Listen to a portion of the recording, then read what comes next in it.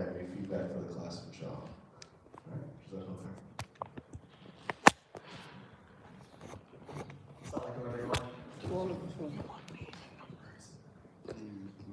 Okay, so we're gonna, format-wise, we're gonna start off just going through the first part of our presentation. We'll give a little bit of a break, grab some donuts, coffee, maybe answer a couple questions at that time.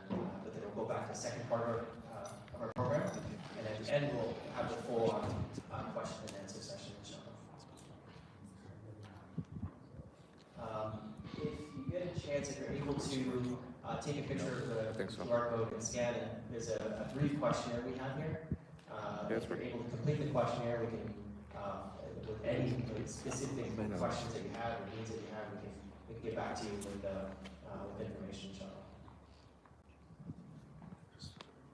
And then since we're going to be going over investments and talking about various forms of investments, here's a disclaimer that anything that we go over, obviously past results is not a guarantee of future performance, right? Whether it's stocks or any other type of investment product.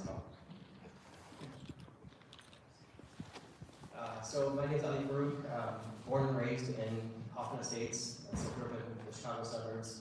Went to school at UIC, so lived in Chicago for some time. My wife and I moved out to California, LA area back in 2014. So we've been in California since then. Still have a lot of family here, some in Naperville, some in the northwest suburbs, and then some in the city as well. So it's always an absolute pleasure to be back in Illinois. I started my career at Merrill Lynch as a financial advisor. I actually met my partner Saad about a little over a decade ago when I just moved out to California.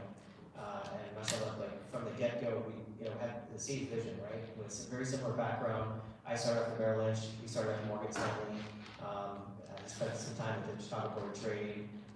I'll have him introduce himself, but we also went from conventional finance and investing to working directly with our community. So I worked with them on mutual funds. I got involved with Islamic home financing, with Guidance Residential. Devon Bank was there for about 7.5 years, and ended up founding a company called the Bar Mortgage, which we launched in January, which is a new Islamic home finance company, just purely built on service, right? So ever since October, a lot of us in the community, we've realized that we got to start building something in our community, for our community, and taking it to the next level. So that's a main reason why we're here today, is to talk about how we do that as a community. Now pass it over to Saad.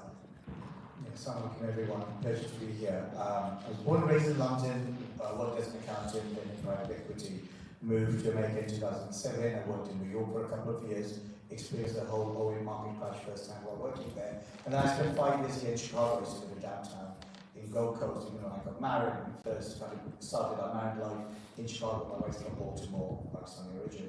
And then we moved to Maryland, and then I've been in Southern California for the past 6 months. We started our private world together about 2 years ago.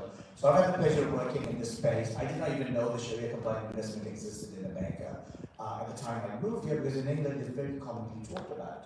Got a great job at Morgan Stanley, doing some good stuff, and then I discovered a firm called Azad Asset Management based out of Virginia. Joined them, and then a global platform, digital platform that was launched in 2017 called Wahid Invest. I don't know how many people are familiar with their name or not, there's a few heads nodding, which is great. I was headhunted by the founder to help them launch in the US and UK. So I was behind that for about a good 5 years. And then like I said, because we had known each other, we discovered a pretty kind of massive gap for our community that's missing, which is what we were doing at Merrill Lynch and Morgan Stanley, which is financial planning, what alternative investments are, how to create tax saving investment strategies while also keeping them Sharia compliant. So alhamdulillah, there are enough products and services out there that allows us to do that. Everything we do is very boutique, meaning this is probably, I'd say, our first proper talk like we're doing outside of California, actually, because most of our clients come through the word of mouth and through references. Alhamdulillah, so far. We'll talk about that later on as well, but later we continue from here on. And a big focus for Saad and I has been to figure out ways of keeping money within our community, right? And just empowering the community. So a big part of what we do is aside from putting together Sharia compliant portfolios, and helping obviously individuals in the community with set up a plan and save better and invest better, we also are focused on finding Muslim startup companies. So we've worked with a few private equity firms that work as incubators for Muslim startup companies. So obviously with California, so in the Bay Area, alhamdulillah, there's so much talent out there in our community working in the tech space. So we've actually onboarded a few clients up there that are founders of, one is the founder of an AI company, another founder of a healthcare company. So alhamdulillah, we're trying to create investment vehicles so that we can directly keep money in our community that's Sharia compliant, benefits the community, and also provides very good returns.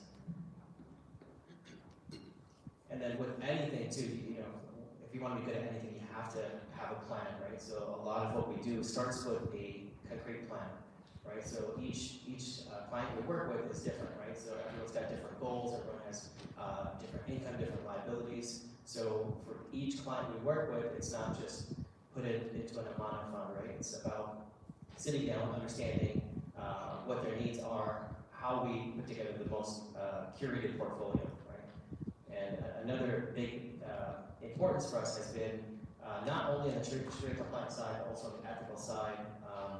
Since October, we've been figuring out ways of, we built a platform so we're able to screen out companies, any Israeli companies out of our portfolio, any companies that are like Hewlett Packard, for example, that are known to donate a lot to Israel, we have the ability to pull those out of our portfolio, right? So, but if you go to a traditional Sharia compliant fund, they may not have that capability, right? Because they have to follow rules, and they're only looking at it from an Islamic standpoint, but not like a social or ethical standpoint.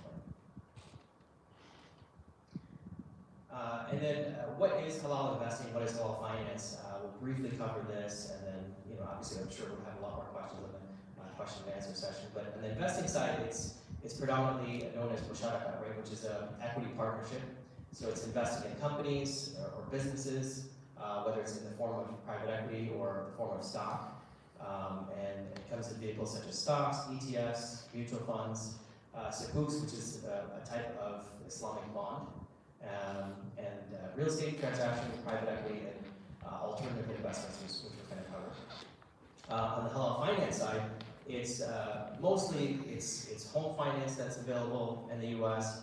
There's some companies now that are providing auto financing, and then some that are doing commercial. So it comes in three different forms. There's Murabha, which is an installment sale, which we've created an affiliate company called Mubarak Mortgage, launched in January, that provides Islamic home financing in the form of a Murabha. We're also looking at adding another type of contract, which is the Musharaka, which is a diminishing partnership or a co-ownership. And then the third type on the Islamic home financing side is Ijara, which is a lease to own, which you typically see that model more on the commercial side, but for home finance, it's mainly Murabha and Musharaka that's prevalent in the US. If you guys have any questions on that, I would ask you if you want to take a picture of the QR code up there. They'll take you to Mubarak's website. You can learn about that, or we can talk about that a little bit later in the question and answer session. But today we want to focus on the investing side. And then the process of Islamic investing is really three components, right? It comes down to screening, researching, and reviewing. So on the screening side, it's going through what's permissible, right? So we look at what types of businesses are permissible, and then we go through the management too, right? If their ethics are permissible, we go through how viable is it in your portfolio, right? From a risk standpoint, from a reward standpoint, as far as what kind of potential the company has. So that's from our screening process. Research, again, it's going through management, scale of business, the industry. Does it make sense for our client, and which clients and how much should they be investing in? And then it's ongoing reviewing, right? So each individual position or investment that we do, we're with ongoing reviewing of that to make sure that it still makes sense in the portfolio, make sure that it's still Sharia compliant.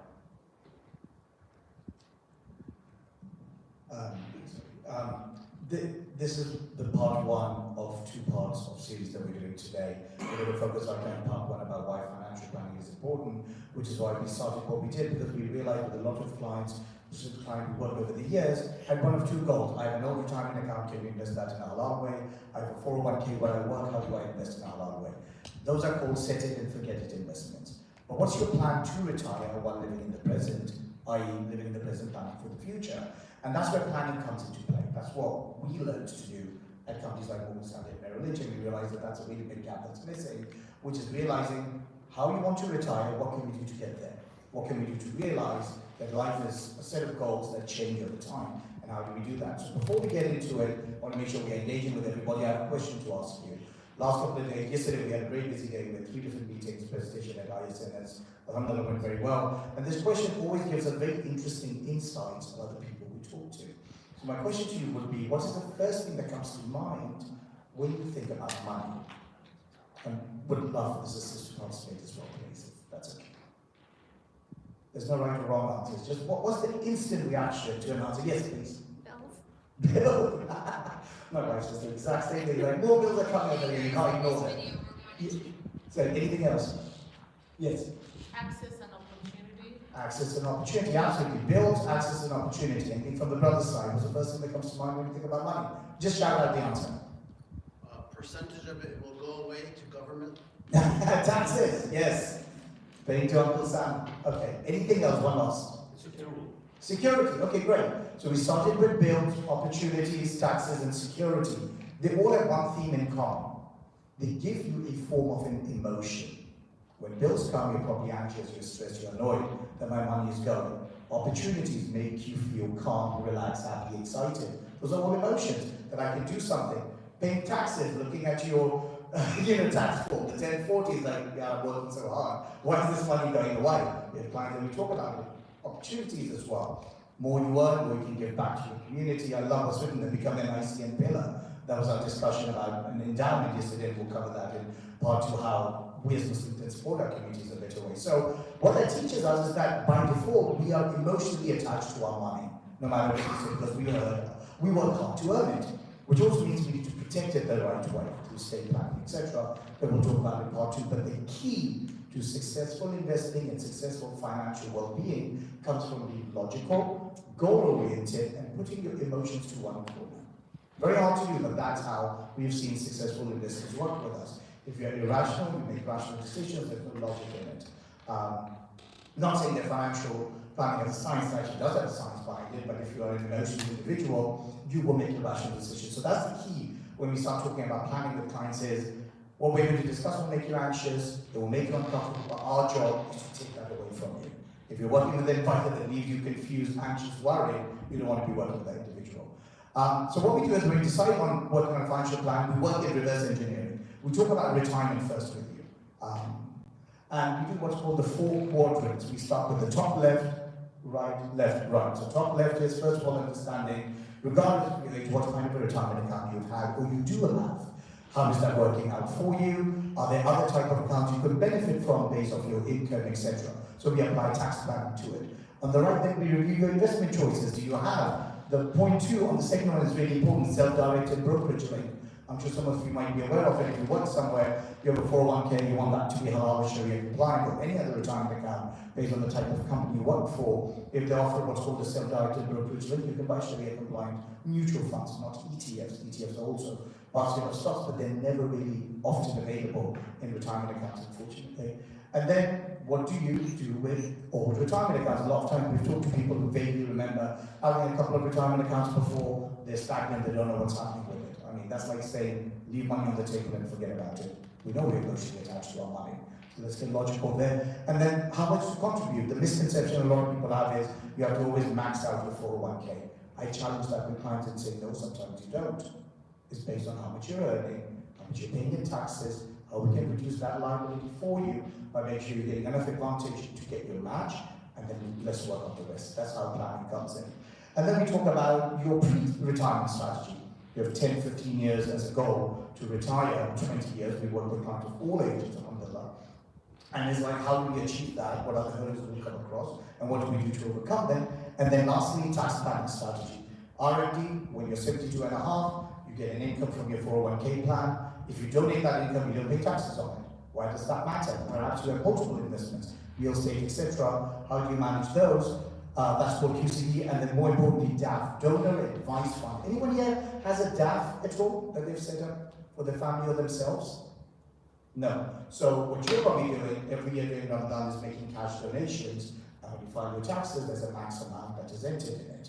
And that's about it. A donor advice fund allows you to put in a substantially large amount of money with the intention to donate, to become an ICN pillar, that inshallah, once ICN has an endowment, you can support that through a donor advice fund and get a tax deduction in the year you set that up against your income tax bracket. It's a phenomenal way to reduce your financial liability, donate what are called appreciated stocks that perhaps you might have, and automatically support your community over time, over and over again, and it benefits your pocket as well. We're big proponents of making sure that our clients who are earning a certain amount of money, or regardless of, should actually always have a DAV. It's a subject area after you pass away as well. Next slide, please. And please keep your questions in mind. We want to be respectful of everybody's time as well. We're excited to be here. I think after part 2 is when we'll do some Q&A, or maybe we can do a little bit of Q&A after part 1, and then take a short break. This is a snapshot of how we create a financial plan for the client. We first look at who you are, what you do. Some of these are real numbers, some of them I have to change, and it is to show you how we look at who you are, what you've been doing in your life. First graph shows us what's the probability of success by a certain age based on the amount you want to retire at. There's no sign. Some people say, oh, you should retire with an amount that you're earning now. Well, what if you retire in 20 years? The cost of living will be different than it is now. On the top, we look at your net worth. Net worth means how much assets and investments you really have, minus the value of your primary home. Primary home is never counted as part of your net worth. Ideally, why? Because it's unrealistic to assume that. And then what tax bracket you're in, basically. And then we do a tax allocation summary. We want to understand what kind of investment accounts you have, the ones you will pay taxes on every year, the ones you don't, how do we manage them in the most smart way possible? And then we look at this client, actually, that's a true portfolio, 97.3, meaning this individual is very aggressive. They want to get rid of it. They're like, I'm fine taking risks, if I'm earning enough money that I can sustain my income, I just want to make sure that my 3 kids are taken care of. True story, he bought 2 houses for 2 of his kids. He said, I want to pay that off for them because I never want them to be in debt. Marshall doing a really good job at Microsoft, this particular brother. And then balance sheet, it allows us to help you create a budget as well. What's your lifestyle looking like right now? What are the gaps that we can fulfill to help improve things? This is a snapshot of what the initial financial plan looks like. When we have looked at this, we summarize your financial well-being on 2 pages. Please, the next one. And this is what we present to our clients. We try to create a projection, and again, nothing is guaranteed, hypothetical numbers here, but our goal is to build as realistic possible of a financial plan for you to understand where your net worth is growing. How are you going to pass on your assets to your children? There's a statistic I read recently that 1 in 6 people by 2050 will be either 65 or above the age of 65.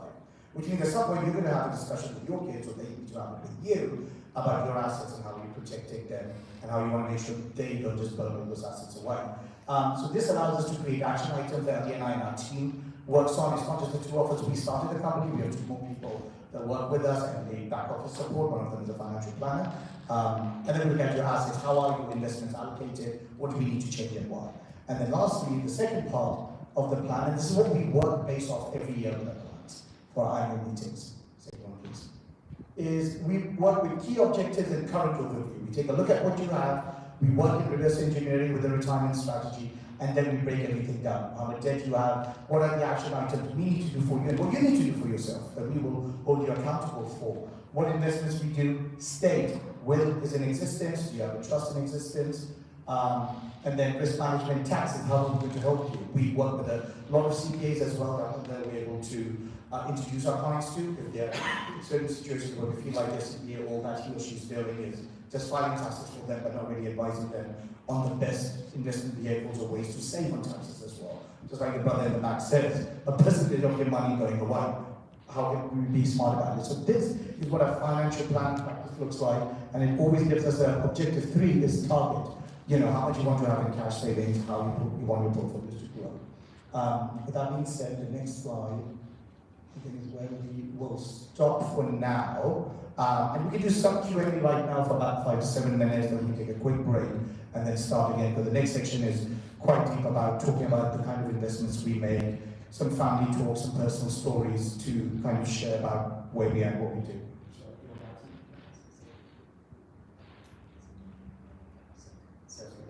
So we're going to give you a couple examples of working with some of our clients, doing a financial plan and finding gaps in their portfolio or in their overall plan, right? So, for example, we have a client works in Austin in the tech industry, and he had a very highly concentrated stock position that he was getting, right? His cost basis on it was very low, meaning that when he goes to sell that stock, he's got a very big tax liability, right? Capital gains tax liability. So, working with a number of the tax advisors and CPAs that we have at our network, we're able to find a code in the IRS code 351, which is essentially, it's similar to, I don't know if anyone's heard of a 1031 exchange in real estate, but it's similar to that for highly concentrated stock positions. So we advised him to, rather than selling, because he was really looking into selling the stock, which would have ended up having almost a $200,000 or $300,000 capital gains tax consequence for the following year. But finding this code, it's going to end up saving them that $200,000 to $300,000 in taxes by divesting it or doing an exchange into an ETF portfolio, which also has some tax loss harvesting in it, which allows him to kind of offset some of those gains and defer any of those gains in the future. So things like that, are very powerful from a tax standpoint, being able to save our clients, a lot of money. So that's, again, it comes from starting with the plan, right? So if we didn't ask the questions, if we didn't sit down and put together that plan, that's something that we may not have known about, we may have sold it and, end up having to pay that big amount in taxes. That's actually a really good example. The one thing I'll say is that we work with people who are fresh into their careers. We work with people who run their own medical practices, engineering consulting agencies, or businesses that we advise on. Some of the most successful investors we've seen who work with us are actually sisters.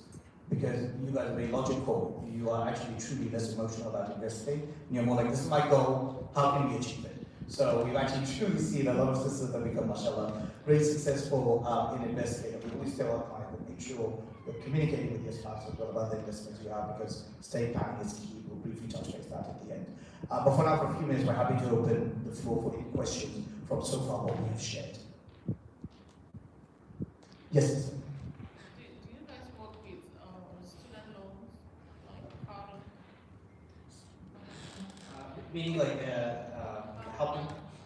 So when we work in a financial plan, we help you to figure out a plan of how to manage the student loans, right? So we don't have an Islamic student loan system, but in terms of helping you figure out a plan on how to pay off that student loan debt, when's the opportunity, the best time to do that, that's part of our planning process.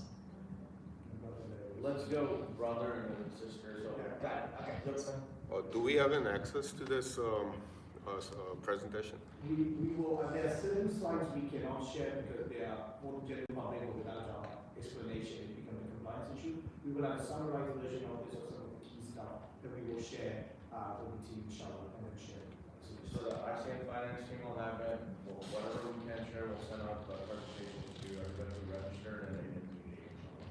Yeah, and if you did the QR code, you can put comments in there, let us know if there's anything particular that you want us to elaborate on. Any from the sisters? Yeah. Actually, I have a question. Yes. A lot of financial systems in the U.S. are built around splitting wealth with a spouse or with kids. Are there any systems that we can build around sharing wealth with our parents or other relatives? Absolutely, and I'll just repeat that in case if no one heard. This is a really good question. We have a system of sharing wealth with our spouses. We have a way of sharing wealth with our parents. That's where Islamic will and trust comes into play, where you can actually leave assets behind, but then you can also do sharing of assets and investments by having beneficiaries to your investments as well. You can do, there's a gift tax exclusion right now, where actually up to almost 13.4 million can be gifted from parent to a child or vice versa, and you get a tax break on it. So there are legitimate ways to do that, and that's part of the financial planning that we work on. We define every individual that we work with as a household. So it's you, perhaps your family. It is you, perhaps your relatives. It's you who's married or not married, depending on that. And those are the discussions that come up. There are multiple ways to do that. It really depends how you are generating your wealth, how do you want to share it with your parents, and so on. So, but 100% there are ways to do that actually. While still, honestly, like the best answer was, quite honestly, was that you want to avoid taxes as well. So how do you gift assets to your family? We're advising a client now who's going to buy a house and his dad is giving him $200,000, but there's a gift tax exclusion every year. We're helping him to make sure he doesn't pay any taxes on that amount by gifting it to his son. And then in return, the son has his parents living with him, so he gets certain tax deductions because the parents are living with him in the house. That we help out by working with the CPA. So there are many kind of smart ways to do that. It really depends what your kind of core purpose is and how. I was just going to mention too that trusts are very important in that you know, if you have like parents that are going to pass on a property, you know, without a trust, it becomes, you know, subject to probate and taxes, and the state that decides a lot of decisions as well, right? So it's always a good idea to speak to parents, speak to your children, you know, put together a trust, put the assets and property under a trust name, which can help avoid a lot of those taxes and probates. And we will talk about that again, a couple of stories we will inshallah share with you all about why we're interested, so we will have a question about what you guys want to. Yeah, I think one of those. Yeah, so my first question, actually, maybe covering it later on to both of them. Do you guys help out will in trust, like revocable, non-revocable trust? Second is, what is your benchmark? So if I give you X amount of dollars, how do I know that, you know, you did better than S&P or, you know, QQQ, whatever, what is your benchmark? How do I know you did better than others? So How do you perform? yeah, it's a great question. So it comes down to, you know, what your risk tolerance is, right? So obviously, your neighbor might have a completely different index than yours, right? So it comes down to, for you, your particular, what risk can you take to get that type of performance, right, or return? So it all boils down to that. So for example, if your risk profile is a lot lower, then the potential return you have should be lower, right? Because you cannot take that much risk, right? But if you have the ability for more of a long-term time frame, then you have the ability to take a little bit more of a risk. So your return should be, outperforming, many others. So it's a difficult question to answer unless we take a look at or risk-adjusted returns, right? So what amount of risk can we take to get that, right? So no two investments are the same. Each one has a different element of risk to it. So that's where we start. We got to make sure that suitability, that for you, you're taking, the benchmark should be based on the risk that you're taking to get that. I'll just add one thing to that. We'll cover it in part 2 about what are alternative investments. Fancy term, but what does that mean and how that works and what you're talking about. We don't just invest in the stock market and the Sharia compliant way. That's honestly not rocket science. It's more about bringing in different opportunities that other firms in our space for Muslims have not really done before because of the amount of work it requires. And that's how we build a portfolio for you. Perhaps things like passive real estate investments and others that are part of your portfolio. To say, okay, for example, if you say, guys, I'm going to give you $120,000 to invest, I want to know what you can do for me, and we'll ask you what's your personal goal. Okay, great. Are you in real estate or non-real estate? And then you say, I'm very conservative though. Well, then we can't reach the goal you're asking for. But if you're willing to be moderately aggressive or aggressive, and I will share those slides, inshallah, later, of how that works out. It's a great question to ask, and it matters a lot, but publicly and legally, we can never answer a rate of return because it can be considered misleading and inaccurate at times. What about the will and trust that you? Yeah, we do that. So we do Sharia compliant wills and trusts for all across the country. A lot of times attorneys or lawyers are restricted to the state they're based in. We are on the Alhamdulillah platform that we use, which allows us to do Sharia compliant wills and estate planning, both revocable and irrevocable. Most people like revocable. We'll cover that in the end as well. And you do the quitclaim deeds and all that? Yeah, exactly. Virtual notarization as well. We will never move your assets into the trust. You have to fund the trust, but we advise you on how to do that, basically. How do we become your client? And do you offer like 1 hour consultation, or is there a fee, or? No, we don't charge any fees to sit down and consult with you. But yeah, absolutely, we can whenever you want, we can talk offline after the presentation, set up a time to talk with you to see what your situation is. And we can definitely show you. Yeah, absolutely. I guess so. Just a quick question. So, assuming, here what I've seen so far is for primarily for people, with access to 401k, other retirement plans, or options that are, imagine, and I'm assuming in our community there are people, small businesses, who do not, either have the awareness, how to actually, as a small business, get a solo, retirement plan, or someone, who just, does not have a plan, even as an individual working. What do you offer to them? Because, sometimes just because you're unaware, it creates a little bit of fear, reluctance for people to actually get involved in those types of things. Whether it's a small business or someone who's out there without a plan, how do you encourage them to actually get involved? Yeah, that's an amazing question. That's one of the reasons why we started what we do. Our website is namapw.com. I think I wrote the name Nama actually, so I quite like it. The reality is that yes, a lot of our Muslim brothers and sisters, and now the halal economy is growing.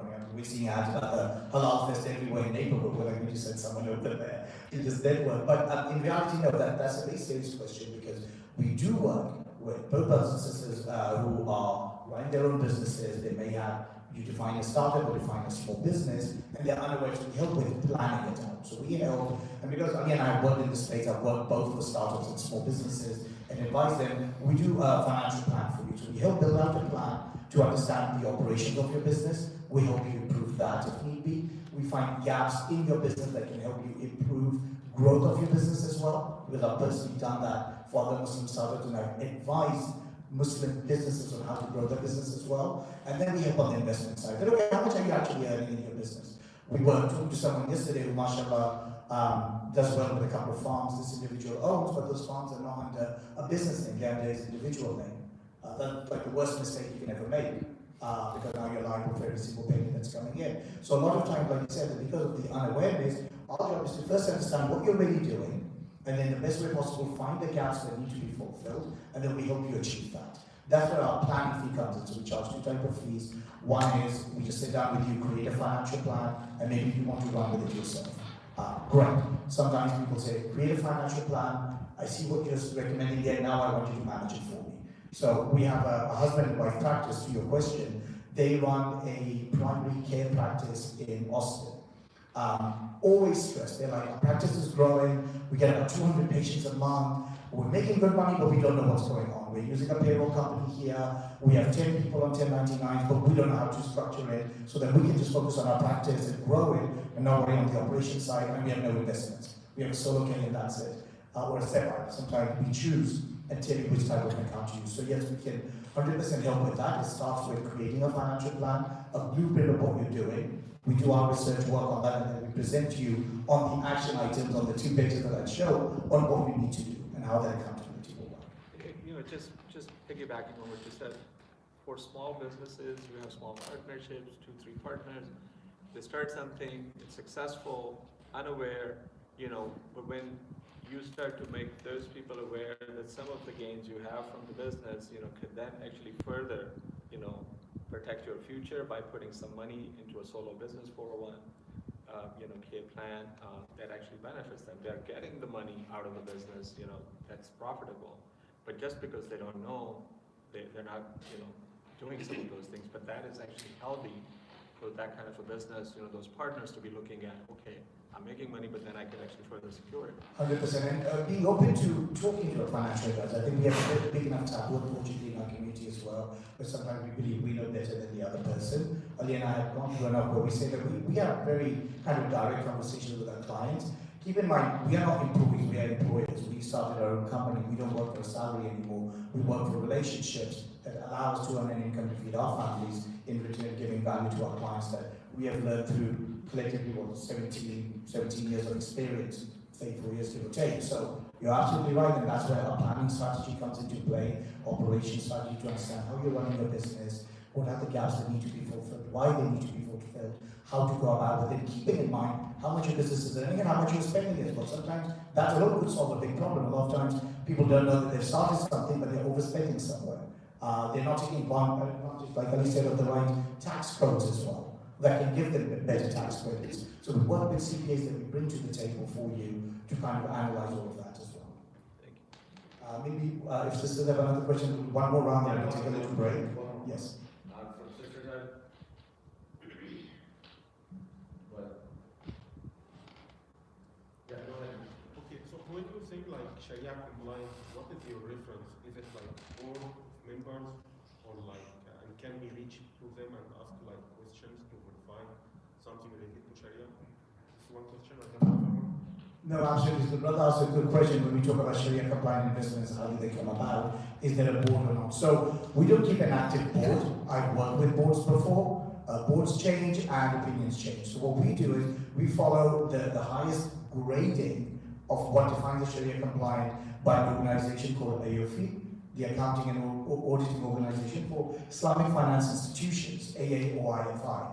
They do an annual conference in Bahrain actually, and they work with scholars from all over the world, and they build multiple guidelines, how insurance should be used living in the West, how banking should be done living in the West, how riba should be avoided through bonds, and we'll cover that. But when it comes to investing, we follow their guidelines for what's called Sharia Rule number 21, and I think they might still have that on their website. So we follow that. We do consult externally, but we don't always get a certificate.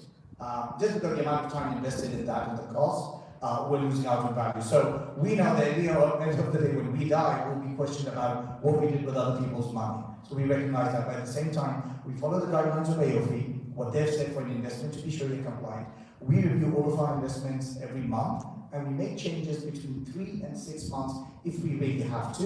And like Ali said earlier, being Sharia compliant has nothing to do with where the company is based out of country-wise. So a lot of people I've talked to have started asking us that I don't want certain companies in my portfolio that are either funding Israel or investing heavily there or have a bigger reference there. We said, okay, we can 100% do that because we started talking to our clients about it, and that has nothing to do with being Sharia compliant.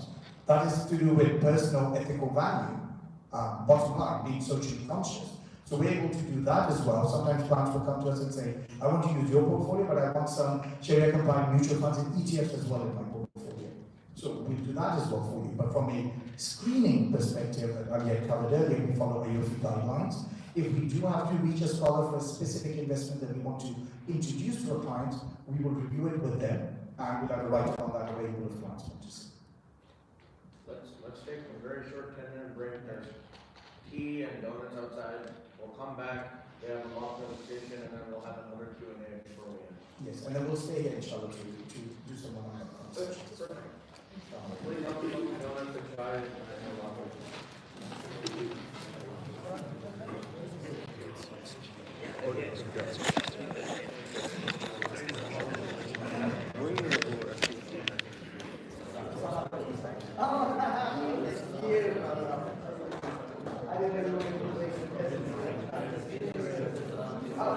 Thank you so much.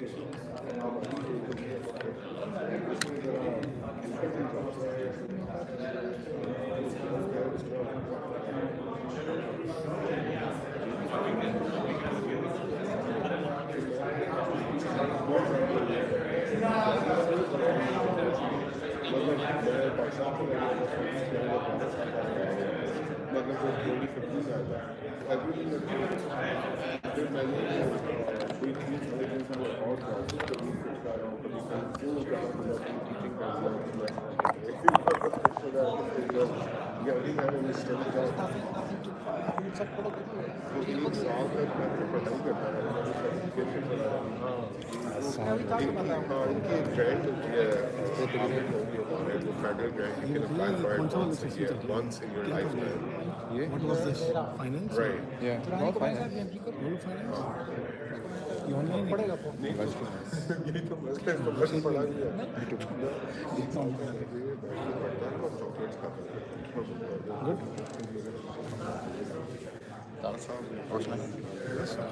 ये मोड़ी वाला है या दूसरा वाला है? To do both. खैरियत से मुझे नहीं पता कि ये मॉर्गेज कवर करेंगे, लेकिन the company करती है मॉर्गेज। नहीं, मॉर्गेज का नहीं पता करना मुझे तो। दूसरा इन्वेस्टमेंट, हाँ तो शुरू इन्वेस्टमेंट के साथ हाई लेवल इन्वेस्टमेंट की बात कर रहे थे, then the deep dive a little bit. मैं चलता हूँ, लेकिन मैं ये देखूंगा फिर चल रहा लाइफ। हाँ, तेरा होती है जज़ाकल्लाह खैर में। Thank you.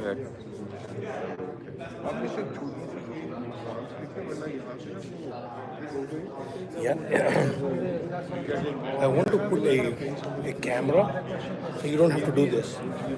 So अब्दुल ने जैसा किया ना, Anis was working on it. यहाँ पे करना चाह रहे हैं।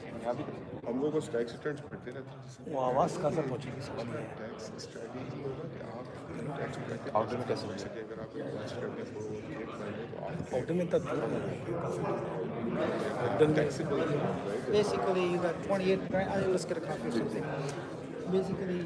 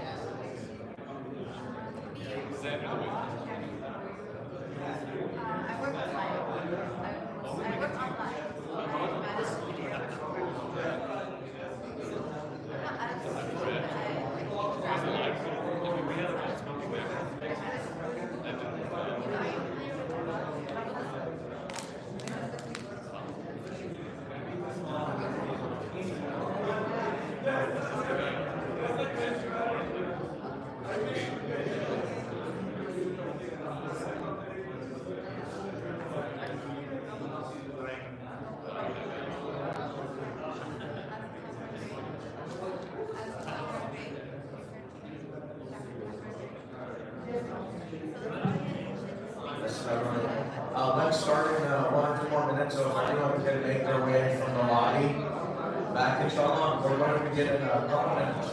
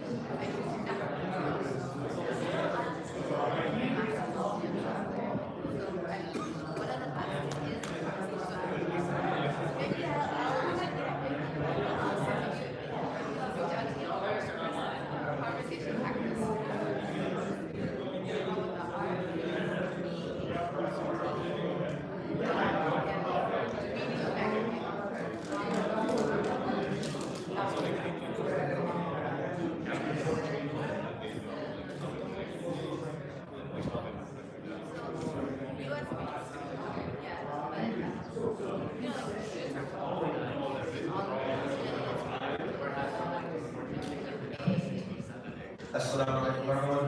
Can everyone take their seats, please? Can everyone please take their seats? Really sorry, can people not bring food and drinks inside the masjid? We want to keep the masjid area clean. So please leave your food and drinks outside in the lobby, and then finish them up, and then make your way inshallah in the masjid. We're going to start right now. Again, they're going to finish up hopefully in the next 20-25 minutes their presentation, and then we will have plenty of time before Zohar Namaz for Q&A, one-on-one meetings, if you guys need to talk to them, set up schedule, consultation, inshallah. So let's begin right now, and then everyone from the lobby can make their way. Okay. I was actually going to say one more thing about one of the questions we had, and then get to elaborate too much on benchmarks. Someone had asked that question as far as how can we benchmark you guys to make sure you're getting the type of performance that you should be getting, right? So we talked. This is where our team, our analysts that we have on our team as well. So we get kind of nerdy in a sense where there's something known as standard deviation and there's something known as alpha, right? So standard deviation is basically it's a quantitative measure of risk, and then there's something called alpha, which is how much can you achieve, above beyond the amount of return you should be getting for that risk, right? So that's something that we do in all of our clients' portfolios to see how can we first assess what level of risk is appropriate for them, right? Based on their, again, their income, liability, spending goals, and what their time frame is, right? How are they closer to retirement, where they have a shorter time frame of building and growing their wealth, or are they at the beginning of their career, where they have a very long-term, long-term horizon for building their wealth, right? So that's where we first start with the level of risk, and then it's about going through constructing the most appropriate portfolio for them, looking at it from a Sharia compliance standpoint, ethical, and getting the most highest potential of returns. So hope that answered the question a little bit better on measuring to a benchmark on how well our performance is.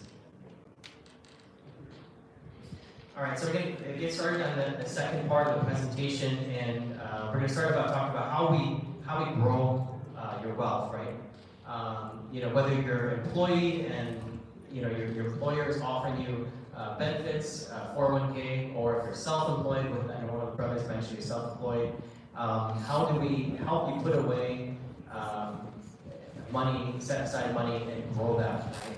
So, and that's something we do in our planning process. Is that I mentioned to someone earlier that it's almost from the cradle to the grave. We start, when you have children, we put together an educational savings plan for them to help you save for their education, so that by the time they're in high school, applying for colleges, that inshallah they have enough put away that has grown to allow them to go to the best school that that they get into.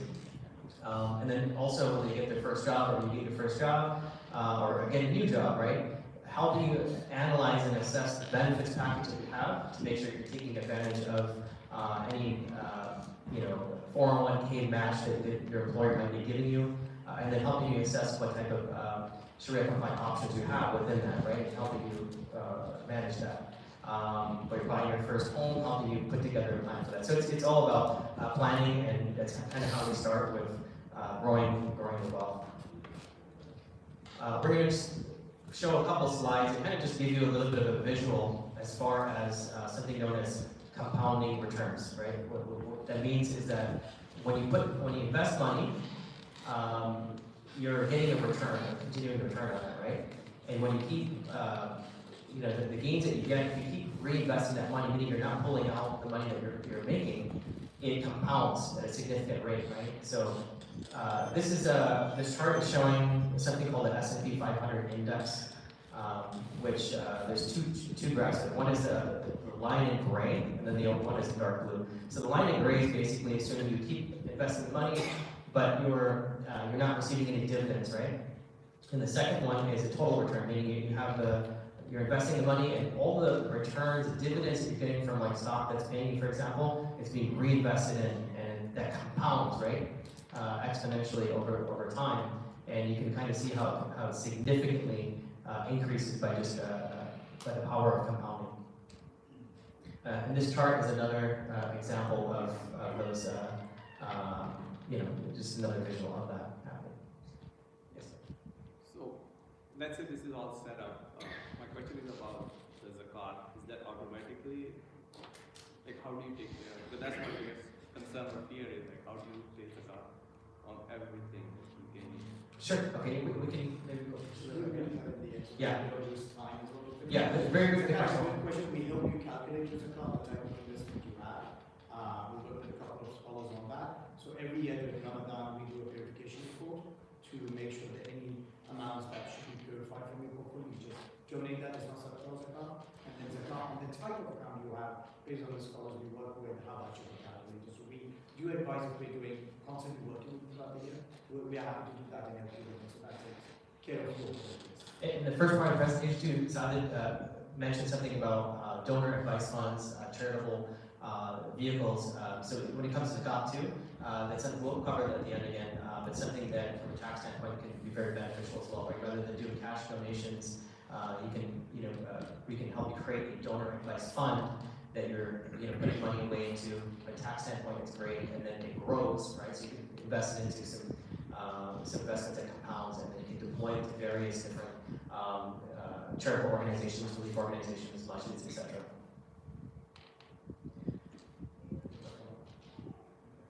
So this is kind of the meat and bones of what we do as well. It's very easy to build a Sharia compliant portfolio of stocks and invest in it. This is what our specialty comes in when we educate our clients about diversifying your investments. If it's in an IRA, individual retirement account, or cash, things that we have control of. So we specialize also in what's considered alternative investment space. Whether we have clients who want to invest in blockchain and crypto, we have a couple of folks we work with who made substantial money in Bitcoin, and now they don't know how and when to liquidate some of that or how to reinvest that money. We advise on that. We also use a couple of the crypto ETFs in our portfolios as well for clients if they want to, and we discuss that with them. Going from down to the right, hedge funds. We work with hedge funds because again, I've been in this industry long enough where we get information from them about different investments that they're making for their clients. We look at them and see, does it fit the Sharia compliant guidelines? If it does, we might present it to some of our clients who fit the requirement of what's considered an accredited investor, which means basically you're earning a certain amount of money, earning upwards of $1 million collectively in your household. Structured products, that's kind of complex, but I'll try to simplify it. Is anyone familiar with that term? Structured products or structured notes? Has anyone heard of that before? Okay, so imagine you're getting 3 stocks. Someone says, you are going to invest in the performance of these 3 stocks. We made a basket that has those 3 stocks in it. The threshold is if over a 2-year period, you are locked in for 2 years, and within 2 years, we will pay you a rate of return of say 20%, which is our target. And it will be paid out once a year to you, and at the end of 2 years, you get your principal back. However, if those 3 stocks negatively perform from the value they are trading at when you invest in it, down by say negative 40%, you will still get paid because they're doing certain investment strategies on them to benefit on the downside as well. If it goes below 40%, you lose a portion or all of your investments.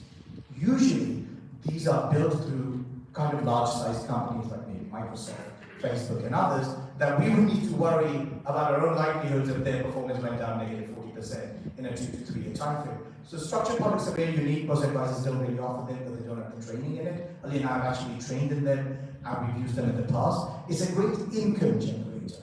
And a lot of times our clients actually invest in them in their IRAs actually through us, because you're not paying capital gains tax on them.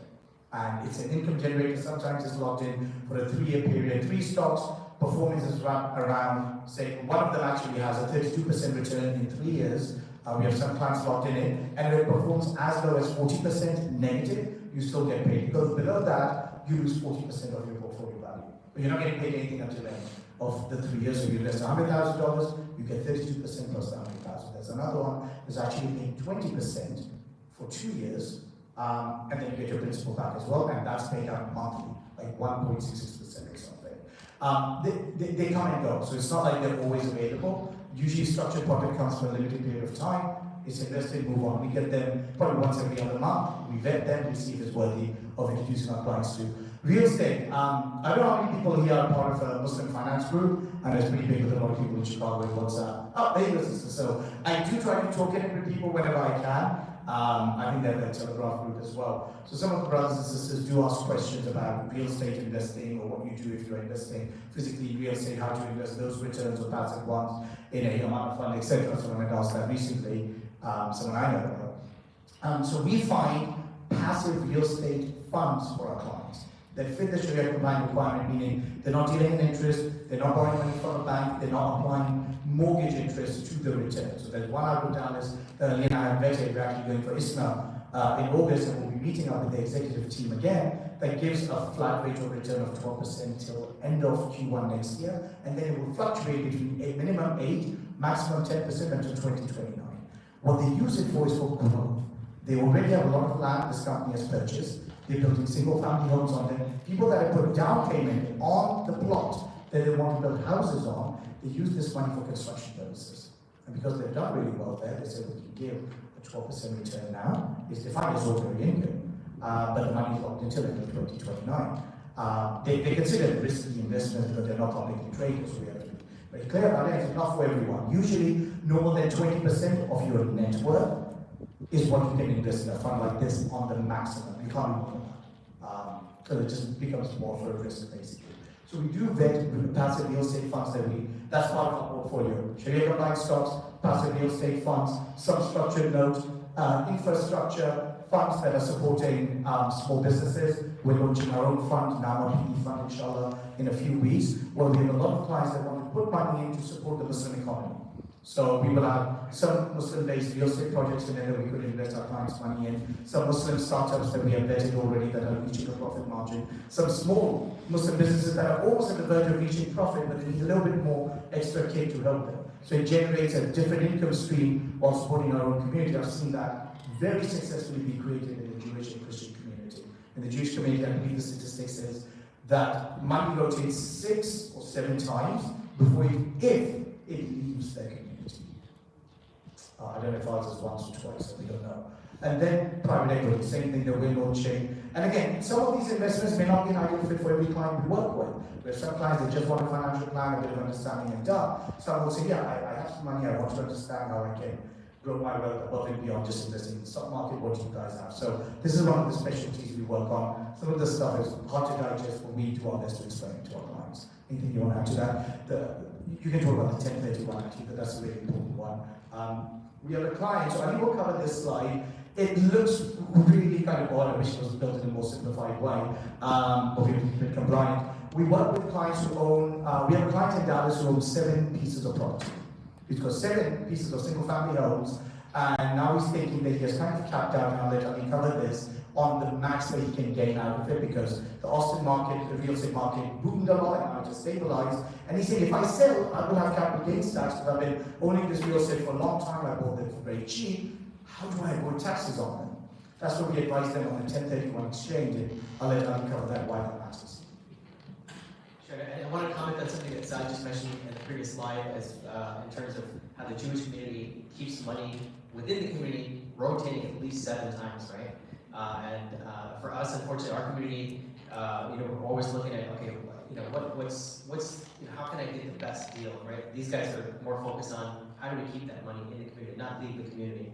We're out in California, and there are certain neighborhoods and areas there that are Chinese owned, right? There's shopping malls that are completely Chinese owned. There's entire neighborhood schools.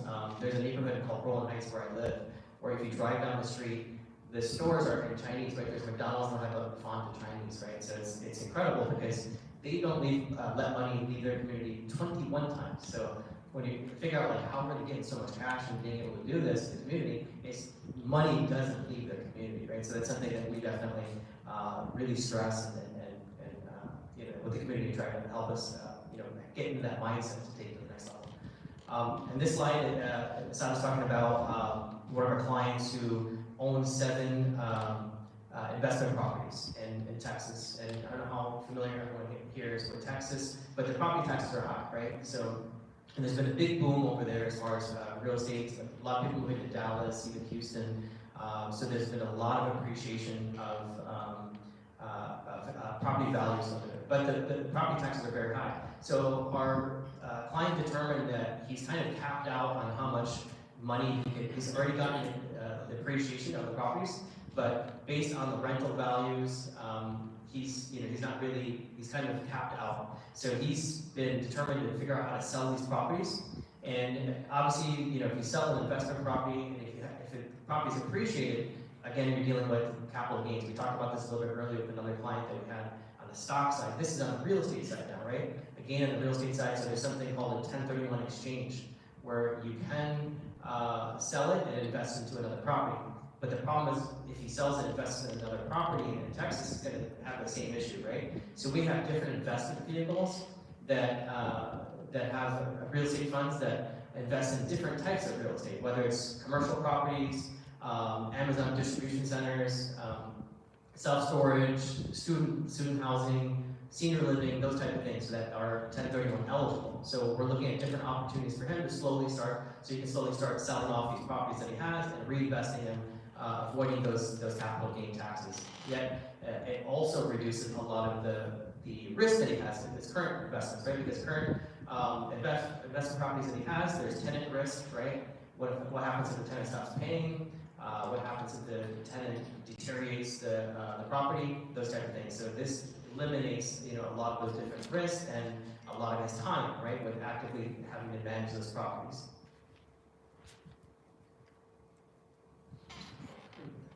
So earlier in the slide we had shown about alternative investments. A lot of times people ask, how does that impact my access to my investments?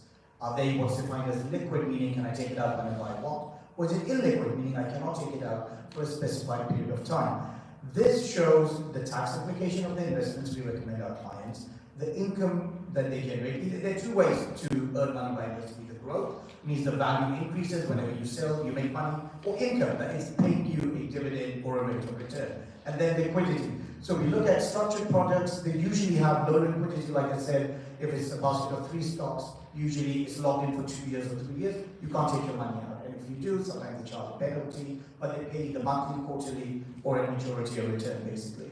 If you look at real estate passive, Passive meaning you're not owning that piece of real estate. Maybe the fund might offer some tax benefit, like what's called depreciation on what the real estate they're working on. There's one deal we're working on in DC for that right now with a Muslim brother. Sometimes you get monthly, quarterly, or yearly returns as well on that. Low liquidity. Low liquidity means once you invest in it, you can't take the money out until it matures. So it's kind of forcing you to really let your investment work for you and not be irrational, like we discussed earlier. And there are tax advantages to that. You can actually benefit from investing in it if you are an income earner that's, again, paying a percentage out basically to Uncle Sam.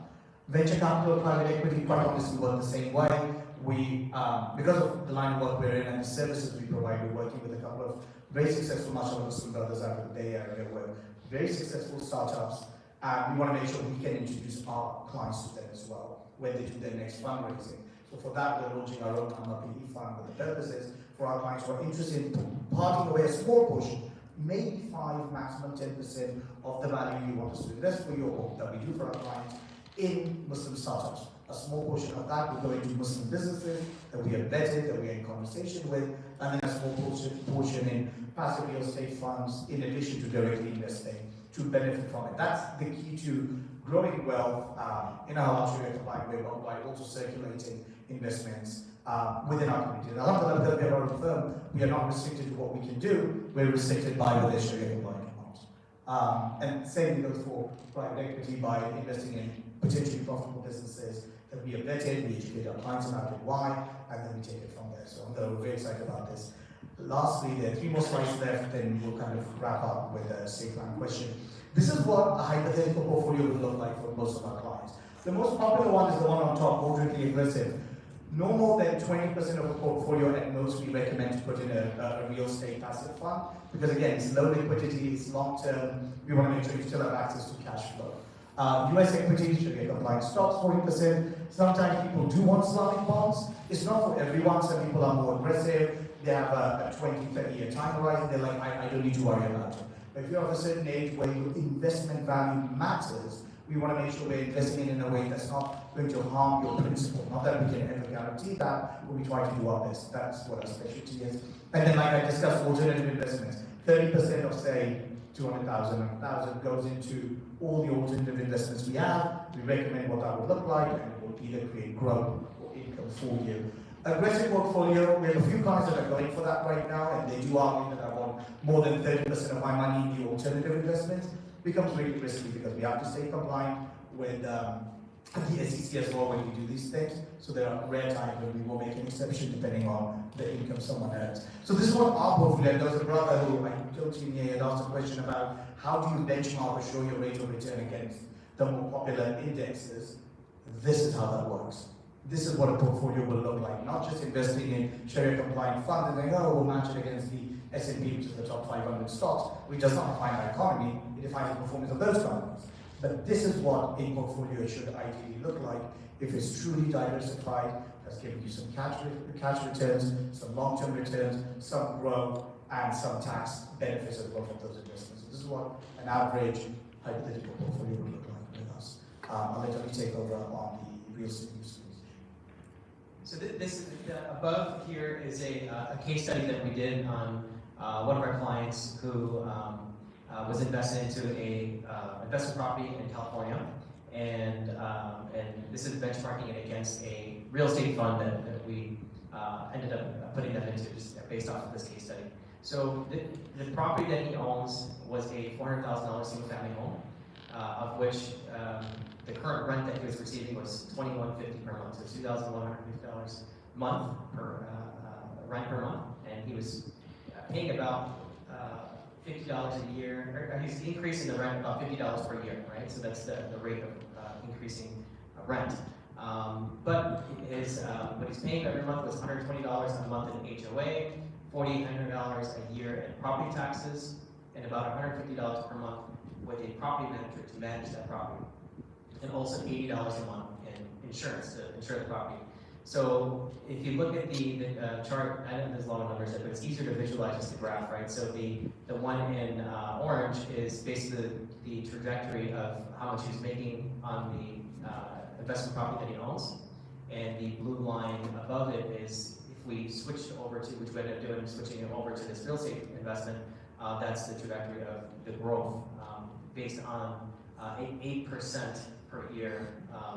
And this is a worst case scenario, right? This real estate fund is providing an 8% return minimum, and it can go up to 10%. In the first year, they give you 12%. So if you kind of average it out, adding in the first year, it's even, the graph would look even better than this. But not only is the growth potential better in this case study that we did in the real estate fund, but also, again, like I mentioned earlier, it eliminates some of the risks that he has on the physical property that he owns, right? This physical property, you got what happens if the tenants not paying rent, or what happens if it vacates, and it takes some time to get a new tenant in there, or what if the property just deteriorates, right, from the tenant, because you can't really have control of them sometimes. So not only did we free up some of his time and reduce some of his risk, but we got a little bit better growth potential for him. The next slide is the same case study, but this is based on a 10% return, because this fund, again, like I mentioned, is offering a minimum of 8%, but it could go up to 10%. In the first year, we give you 12%. So this is just, again, showing you how that growth potential makes a significant difference after 5 years. So this is the last slide before we open up for Q&A and one-on-one conversations. We're not lawyers, so we can't legally talk about the details of a will and trust in a public space, but we can talk about it individually. Being a wealth management firm or financial planning firm, how we would want to define us, both, we're able to provide Sharia compliant wills and trust setup as well to anyone across the country. More often than not, you have to work with a state panel or a lawyer in the state you're in to be able to provide that to you. We can do it online, through a digital platform, Sharia compliant, get notarized. Quick question, how many people here currently have a trust set up for themselves or their families? One brother. Sisters, anyone? No, okay. How many people have a will? Even if it's on a piece of paper written down. 2, 3, 4, 5, 6. Oh wow, so quite a few of us. Will is great. It makes sure your assets go to the people you have marked it, but it does not protect you from probate court because those have to pay taxes on it. I'll share a quick story about why it's important to have a combination of both. Why just will isn't truly enough, but it's a good start. I was not supposed to come here today. I'll talk about Saturday, that's what we did last week. I was not supposed to come today. I was not supposed to be here yesterday. We had a phenomenal weekend, alhamdulillah, here meeting a lot of awesome people. It's the first time in 2 years since we started Nama. We actually have started talking to people about what we do. Most of our business comes from word of mouth clients we've had before. My family said, you don't need to go to Chicago, you need to be here. I was like, not really, because this is my therapy. I love talking to our clients, I love presenting, and it will help me. And this is not for any particular reason, but to emphasize the value of this. Last Saturday, my father passed away. And he was in Houston, he was 78, had a lot of heart problems, but it was quite unexpected. I could not even make it in time because of a tropical storm they had there. So I arrived there, took care of the burial. The next day, my brother flew in from Manchester. And then I had to sit down with my family, my 3 brothers, excluding my mother, because she's not in the best position to talk, about his will and his assets. He knew what we did.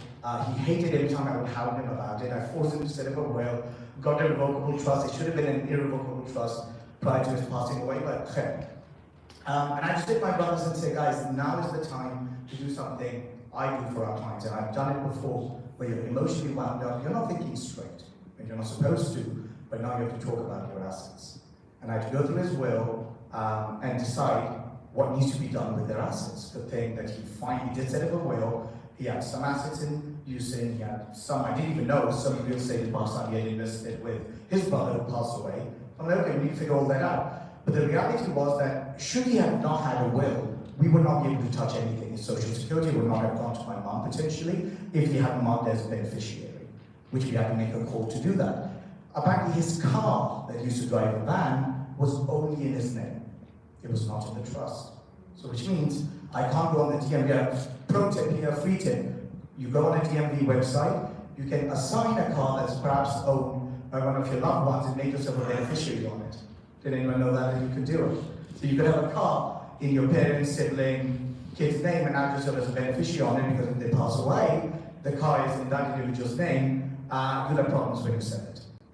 So we decided to donate that to a local masjid that he used to go to, which had a funeral home where he was in Kula number 2. That is what he was defined as in the end. And it put in perspective for me the things we've been doing for years on end in our career, that if we believe a will and a trust is not important for us, we are assuming we're going to live forever. In a nutshell, And when people pass away, we leave a lot of baggage behind that we don't realize. We all work hard for our wealth. It's our right to protect it from Uncle Sam. It's our right to leave it easily for our kids. So by August 7th, my dad's phone number will be disconnected, because I said we need to do that. I'll still keep his number on my phone just to look at once in a while. His car will get donated. His Social Security has been passed on to my mother, which will start next month. And some of his other assets we'll figure out. But thank God that he had it written down. If he hadn't, we would be dealing with Texas probate court, which is a pain to work with. So I didn't want to share that. I had no intention of sharing this story on this trip, actually. And not for sympathy or anything, but because it happened to me and because I had to do it in person, it is highly important that the least we can all take away from here is investments are all great, but they're absolutely useless if you're not protecting them for your loved ones.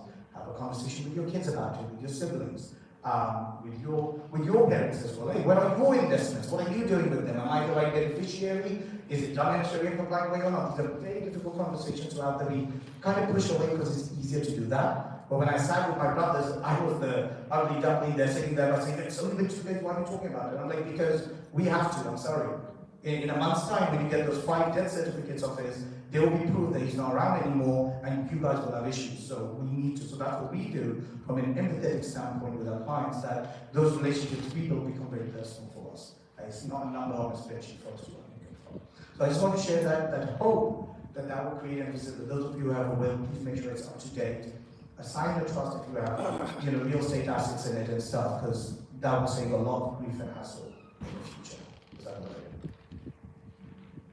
And include a digital proxy, otherwise your Facebook and all your digital stuff will just be for the rest of it.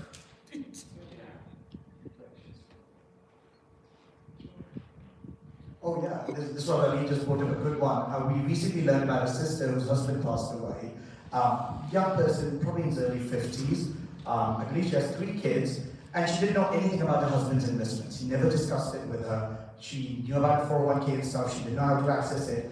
Apparently, and I shared this in the Muslim Finance Group a few months ago because I was really kind of angry at the situation, personally, looking at it, by saying that he had not shared with his wife any access to his investments, or his siblings or anybody. So he had a good number of Bitcoins that he had bought early on, which were worth several million. And she had no idea how to access it. This would have been a life-changing event for her. She and her kids would be just fine with that. She said, I don't know how to access it. Fortunately, our client and I know someone who's a legal counsel at Coinbase, which is a platform for trading cryptocurrencies, and that's where he had his Bitcoins kept at. So we had to connect with them and we were trying to figure out, and I think we're there where we can give her access to it. We don't even know if she was a beneficiary or not, kind of work around with a lawyer to do that. So this is the hard part of our job, is the morbid planning and discussions we do with people to make sure that even if a loved one has passed away, how we help them with their assets. So the fact that she could have been just fine if there was a will and a trust established that had all of his logins, his passwords, information available, who it should go to after that individual passes away. Doesn't matter how emotional you are, knowing that you have the comfort of assets that you can use for your family makes everything worthwhile that we do in our day-to-day life. So kind of please keep that in mind. With that, we'll open it up for Q&A. We'll use the same format again. This is just going to ask a question of the brothers, and we'll go back and forth. You want to start with the sisters? If there's any other questions from your side right now? The brother side? Yeah. Okay, I'm sure you raise your hand first. We'll start from the front. Okay, you start from the front. Okay, yeah. Okay. Go ahead. So I hear that there are a lot of services you offer. What is your fee structure?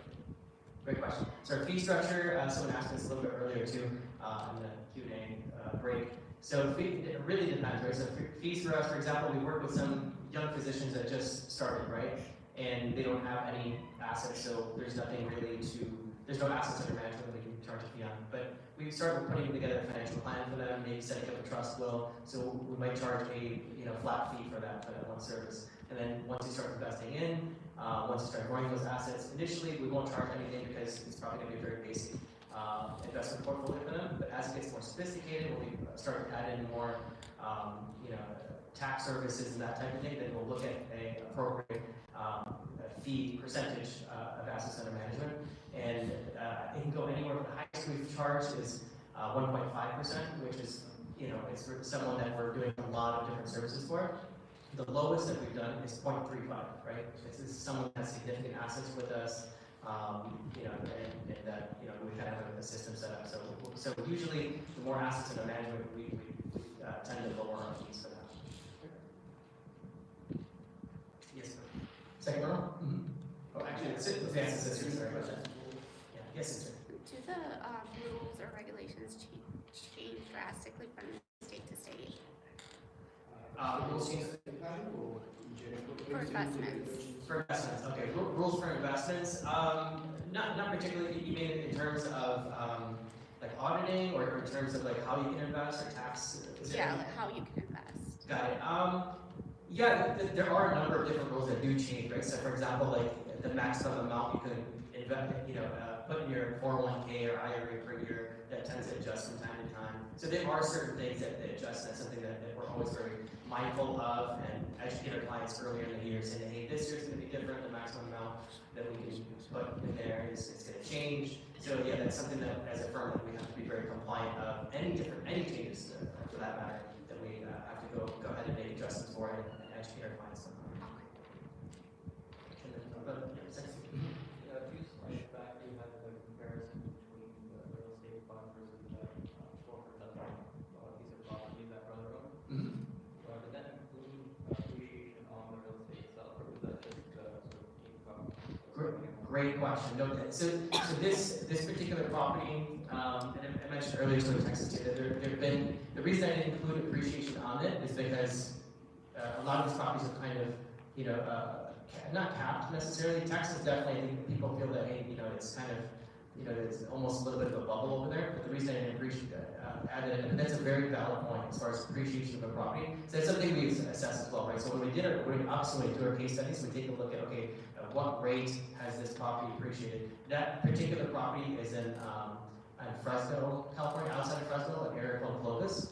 So we did take a look at that to say, okay, what's the potential here, right? Versus more of a, like for example, if this is closer to San Francisco or Los Angeles, where you just see a lot more appreciation, then that would come into play a lot more, right? But this particular place that's a little bit more outside of any of the major cities, the rate of appreciation is not as significant as in a bigger city. But that's a very valid point. When you're investing in real estate, it's twofold, right? One is the income potential, and then the other part of it is the capital appreciation potential, right? So, and then the other client we mentioned in Austin, that's, the reason he's selling out of those properties is he feels that they've appreciated and kind of hit a ceiling.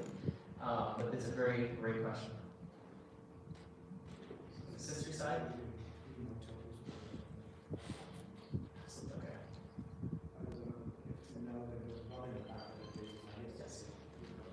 I think in one of the slides you mentioned about the structured product, if I remember correctly, and then there was the example you were giving was that you need to put this as a locked investment and then you get some back on a monthly basis. So does it not sound like somewhat like riba or interest if you have this locked and then you're getting a fixed return on it? That's a great question. You're talking about one of our structured products where you could get an income out of it at a rate of return. The reason it's not riba because it's not a bond, it's not interest-based, it's performance-based. And also there's a major risk with it. You could lose between 40, 60 to 100% of your entire value as well. The income is coming because they're trading those stocks and they believe that because of their performance we can provide an income, just like dividends do. Dividends are not riba. Companies pay you an income for their performance and you collect it. It's the same thing that's structured. Now, they would not be Sharia compliant if they were interest-based, bond-based companies or financial institutions that we are trading in the structure. No, that business in itself is not Sharia compliant. But the risk is you could lose a portion or all of your principal. That by default defines it, number one, Sharia compliant. Number two, the source of return. The return is coming because these hedge fund managers are trading in favor of or in favor of a certain performance of the three stocks cumulatively, not just one, which makes it even more risky. By default, structured notes are risky. Why they are risky? But they don't have any civic insurance. They are private structured notes. I think, do they have civic insurance or not? I don't want to be wrong about it. They don't, yeah. So you have the full risk factor with it. The type of stocks they are, we get a lot of those, but we don't always introduce them to our clients because we want to be Sharia compliant as much as possible. Some of them may give a monthly income, some will only give it when they mature. So it depends on it. If you have a follow-up question. Yeah, because, I mean, if it's a fixed return, then how is that risky? There's no risk involved if you have a fixed return. Secondly, dividends are not fixed. Well, dividend rate is fixed. The rate of dividend could fluctuate, but dividends are fixed based on the number of shares you have and what rate they offer. So what the way you're thinking is what a bond's coupon would be like, the rate that they give if it's fixed based on a certain percentage. But remember, they are giving you a return by saying this is what we are aiming for, and if it's a monthly return, it may stop one day if all those stocks underperform and your principal is gone. So it's a 2-year or 3-year lock-in period. There's no guarantee it will last those 2 or 3 years for any particular reason if they fall below a certain value. So they may stop, and they also have what's called a call option. Without complicating it, they may pull their investment back as well if they feel like that this performance has become far more risky where they could lose everything if they have that option. So it's an income generator. Just like you invest in real estate, you're getting a rent. The rent value changes when you change that value. The investment return is based on the performance they expect to achieve. But your full risk factor is that any day you could lose everything in it as well, or 60 to 40%. So that's how we justify the structured notes. And again, they're not for everyone. Accredited investors, sometimes the investors, the clients say, we find it too risky, we don't want it. So it's not like it's something we'll invest for everyone. For those who are comfortable with it, we give them that option basically. But not all of them give a monthly return, by the way. There's one of them that we have now. Most of them give you a return at maturity. So when it matures, they target a certain return, but that return could fluctuate above that or that amount if you are in a certain ratio of performance, basically. If you're out of it, you might even get a lower return if it falls below the negative threshold that they have, and you might lose a portion of your principal as well. So happy to have a chat with you one-on-one later, and shall I even show you how it works, which might make more sense. But we try to make sure that it's making sense both from a risk appetite as well as how the return is being generated. Yeah, so it's not a debt-based interest, it's equity-based return. That's a difference. So it's not debt-based, it's based on the tangible stock. I think we need more questions at the same time. Sure. Any more questions? Yes. I have a question for Sheikh Rizwan. I know they do the janaza also here. Is living will a requirement? Is living will a requirement? You mean in For the Islam? janaza here, No. at ICN. No, it's not. It's not. No, it's not. We encourage people, but we don't make it a It's not a requirement. requirement, okay. Yeah, it's not. Yes, sir. Just have a question. In your structured portfolio, are you guys using derivatives? And what is the kind of Sharia view on options? So we don't do derivatives on options directly ourselves, but if we get stocks, we first look at what kind of stocks they are. Do they fit the Sharia compliant guidelines? Then we will look at, let's say, JP Morgan created a structured note with 3 stocks. One of them, let's say, Bank of America. By default, is already non-Sharia compliant. We won't even offer it. So it's not like every time we'll come, we'll offer it to you. They are based selective and selective. So if they come, we'll see which ones they are and what's their strategy. They will probably apply some level of option or strategy to it. Or both. If they are doing margin, we may not consider it because that is then dealing with interest income and other speculative risks as well. We may not be comfortable with. So we do look at what the bank is doing with that particular investment to generate returns. And if we're happy with every strategy, will be different based on the kind of return they're giving and what time. So we vet that, we educate our clients about it, and then we say, we believe it's a good option, would you be interested in it? So we will never just place it in a portfolio unless you're comfortable with it. Usually the passive real estate fund is the more popular one. Structured notes are probably 3 to 5 times out of 34 that are available. On the passive real estate fund, that's a follow-up question. You mentioned this Texas entity. There's a lot going on, and candidly, there's a lot of sketchy real estate elements, I think, that we've heard in the Muslim community. So when you talk about 12% guaranteed in year 1, I mean, what is my risk affiliated with that? How are they guaranteed that? 100% risk involved. So number one, we vet companies that are established. This particular one has been around for 20 years. They've created 5 funds before that they opened and closed. This is their 6th fund defined as a growth fund. They're using it for very specific purpose, which is only to support construction of new homes that they have down payments that people have blocked. So a lot of people are concerned about the real estate market just like we were in 2008, just like we were in 2002. Honestly, that becomes very kind of irrelevant in the long-term grand scheme of things. Rate drop, everyone will jump to sell their houses or buy houses, just face it. So these are private funds, which means they do come with the risk that if for any reason this fund is worth $500 million as well, raising by year end, and then they will close it, you can't even invest after that. But they'll give you the principal back in 2029, but that's how long they need the funds available to complete the projects that they have outside of foreclosure times, for example. It doesn't come with signature, we give that full clarity to our clients. The reason they're giving that rate of return because they've already sold a few hundred houses as down payment, and they're like, we don't want to borrow money from a bank, we'd rather get accredited investors. So not everyone can invest in the passive real estate fund either. They have to fit the definition of an accredited investor. No more than 20% of what we want us to invest overall for you can go in that fund as well. So that, the risk is, if for any reason it shuts down, for whatever reason you just receive what you did, the rest of it could be covered. That's the real answer. We have done a lot of due diligence on it. We believe that it should be kind of pretty safe, but that's the clear honest answer to you. And in addition to Salvador due diligence on it, we have a broker-dealer that also does the due diligence on it. So there's multiple layers of due diligence. And we're also part of something known as the Forefront Advisor Network, and they also, as an RIA, do due diligence on it. So it goes through multiple layers until it gets to us. And when it gets to us, we also look at it from a Sharia compliance standpoint as well. Any other last question that we can just do? We don't have time to do some one-on-one. So is there Anything anything else that we missed? There's a brother in the middle of the time. We'll make that as the last question, and we can do one-on-one. Have founder stocks as well in your founder stocks? Founder stocks. Yeah.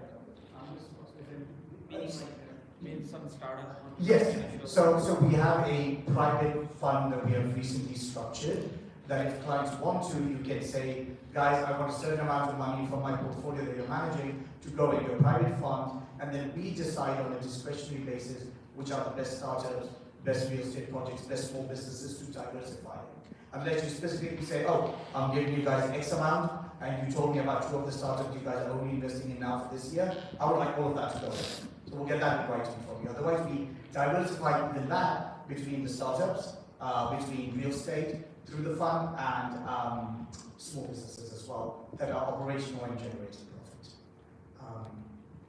And I know some of this is kind of newish stuff in terms of the language and terminology, but we've been doing this long enough to kind of understand. We've been part of the industry for a while. Ali and I have done several hundred talks over the years. We'll be presenting at this as well, inshallah, this year. We'll be present there if anyone's planning to go to Dallas. But I don't know if you want to add anything, but Jazakallah khair for being here. We'll be here for another half an hour before we run for our flights. So we're happy to talk. The QR codes are great because if you just fill out that form, it allows us to understand what you're looking for. We're not in the business of having people we don't call multiple times. We'll probably hear from us maybe twice by email, perhaps one call from Zaki, one of our associates.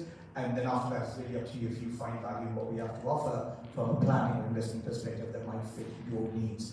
And inshallah, hope to work with ICN as well to educate our communities about why endowments are necessary, why you should have a donor advice fund for better tax benefit and supporting the community as well. Again, we're around here for another half hour or so, looking forward to connecting with all of you, inshallah, answering any other questions they have. It's Jazakallah khair for you guys coming on. A very informational topic that's not done a lot, so really appreciate you guys coming out, spending your Sunday afternoon with us. Jazakallah khair. A couple of housekeeping notes. A lot of people were asking about recording link and PowerPoint. They'll send it to us, to the ICN finance team. There's certain slides that they can't send, which is fine. We'll get the cleaned up version. We'll get it out, inshallah. And also the recording is already on. The link is already on all the ICN channels. We'll get the recording. We'll send it out again to everyone who was there, inshallah. They are available for, like I said, maybe half an hour. We do have it on at 1:15, so let's make sure we adhere to our budget. We do gotta clean up everything, but they'll be here for another about 20-25 minutes. You can talk to them, get their numbers, whatever you guys need, inshallah. Jazakallah khair.